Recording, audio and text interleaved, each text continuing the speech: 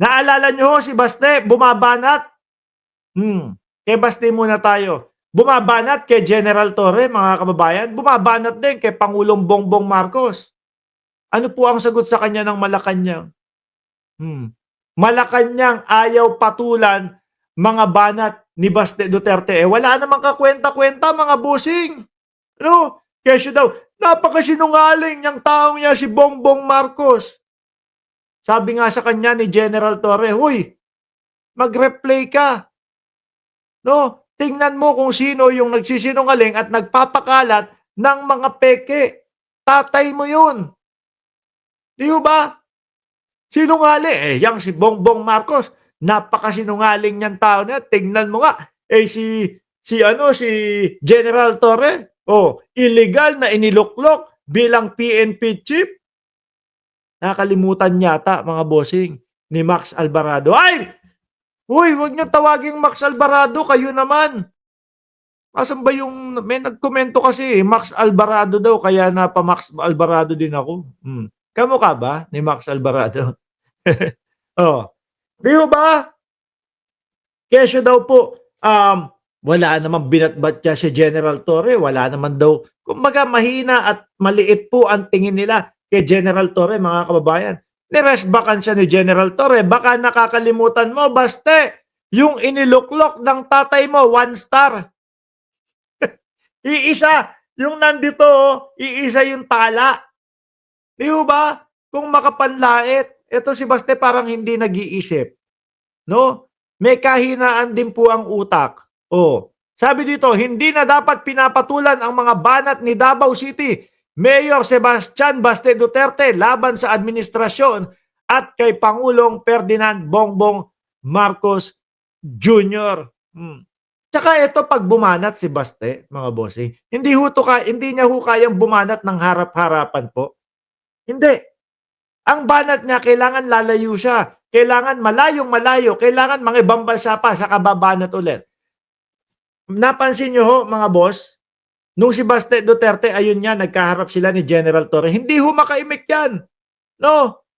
Hanggang sa magkalayo na sila. O siguro iniisip niya, ako nandito lang si General Torre, baka magsalubong na naman ang aming landas. O hindi ko na naman magawa yung, ibabanta ko sa kanya, nasampalin ko yung kanyang ano, pagmumukha. Kailangan pang mapunta sa Netherlands para bumanat ulit. Eh, yung mga banat naman po, mga kababayan, bumabalik din sa kanya. 'Di po ba? Dapat basta ang inaasikaso mo na lang yung baha doon sa Davao. Hanggang ngayon baha daw, eh. 'Di ba? Grabe, ang lakas nilang maghanap ng flood control ho nung bumaha po doon sa Naga, mga kababayan. Sabi naman ng mga taga Naga, eh kahit naman siguro gaano karami yung flood control. Eh sa dami ng ibinuhos na ulan, eh malabo na mapigil ng flood control yun. Eh doon sa Davao, umulan lang ng malakas, baha na. Saan napunta ngayon? 'Di ba? Saan napunta ngayon yung sinasabi na 51 billion na naging pondo ni Pulong Duterte? Bakit umaabot pa sa ganyan? Biruin mo, 3 dekada na kayo nakaupo sa Davao, pero hanggang ngayon binabaha pa din? Oh, 'di ba? 3 dekada na silang nakaupo hanggang ngayon may baha pa din. Sabi ni Luis Gabuyo, "Oh, maglimas ka na lang sa Davao Baste." Pero ang titigas din ho nitong mga 'to, mga kababayan, 'no? Parang ano, parang mahilig ho sila sa gano'n. Yung tipo bang may kalamidad kagaya ni Inday Sara Duterte, sakto naman, nataon naman yung biyahe ni Inday Sara Duterte palabas ng bansa, eh, bumabagyo naman sa Pilipinas. Nagagalit nga siya nun, bakit daw ho lumabas sa publiko yung litrato niya na palabas ng, bayang Pilipinas. Tapos eto nasa Netherlands naman habang binabaha po yung ano, Davao nila. 'Di po ba? Yung sinasabi, yung pinakalat nila mga bossing, ano pinakalat ho nila? Sabi nila dati nung panahon ni dating Pangulong Duterte na tumatakbo pa lang ho, sabi nila, "Sa Davao, walang mga ano yun, walang mga salasalabat o walang mga wire ng kuryenteng nakalabas dun." Putik makita ko nung isang araw lang ho mga kababayan, yung alin nananawagan, "Naku po, pakipuntahan niyo na po ito, 'no, yung poste po babagsak na." Magulo, 'di ba? Hindi niyo puwedeng gamitin yung naratibo na sinasabi niyo na the best kayo sa Southeast Asia. Nalalaman at nalalaman ng taong bayan.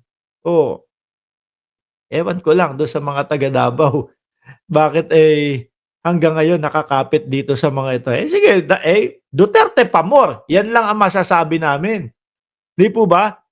Kasunod ito ng pahayag ng alkalde na press release lamang ang sinabing reconciliation ng pangulo bukod pa sa mahina umano itong leader. Naku, mahina, Bumanat ka na naman ng mahina. Natigil na nga ho yung pagbanat nila ng mahina, mga bossing, eh. 'Di ba? Natigil na ho yung pagbanat nila, weak leader 'yan, si ano, si Bongbong Marcos. Simula ho nung naaresto si Buloyski at naaresto yung tatay niya, ayun hintuan sila ng mga nadala ho siguro, 'no? Hindi pala mahina, napapakulong pala. Oh, sabi, pinapansin pa ba si Mayor Baste Duterte sa kanyang mga sinasabi? Hmm. Can we expect any nice word, from him for the president? Expect na ganyan ang kanyang magiging reaksyon. Hanggang ganyan na lang ho yan si Baste, mga kababayan. Magbabanta, hindi naman itutuloy. 'Di ba, Chi? Malaki ang pagkakaiba. O eto pa ha, malaki ang pagkakaiba ng open for reconciliation at nag-offer ng reconciliation. Eto hong mga Duterte at mga DDS mga kababayan, masyado pong assuming, masyado pong nakasubo yata ng malalaking, saging. Napadami, 'no, yung potassium. Ina-assume nila na yung reconciliation sa kanila lang mga kababayan. Sabi ng Pangulo, open for reconciliation doon sa mga tao na hindi, 'no, pareho ng aking pinapaniwalaan. Yung mga DDS naman, yung mga Duterte naman, naku natakot si Bongbong Marcos kay Sara Duterte. Biglang open for reconciliation. Parehas lang din ho yan mga bossing 'no, nung pagkakaintindi nung mga DDS. Parehas na parehas yung pagkakaintindi ng mga DDS doon sa pangako at pangarap. Sa kanila iisa ang ibig sabihin ng pangako at pangarap.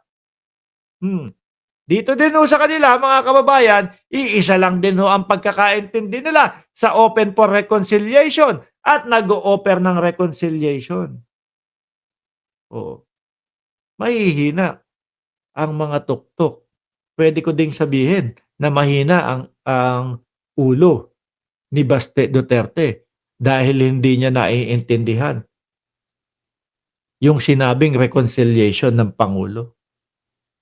Anak ng tinapa, lagi niyo sinasali yung pamilya niyo, 'di ba? Kayo-kayo lang diyan, lagi sinasali, kami yan, sa'min nakikipag-reconcile yan, sa'min nakikipagbati yan." Tigas ha? Parang kayo lang ang tao sa Pilipinas ha? O, 'di po ba mga bossing?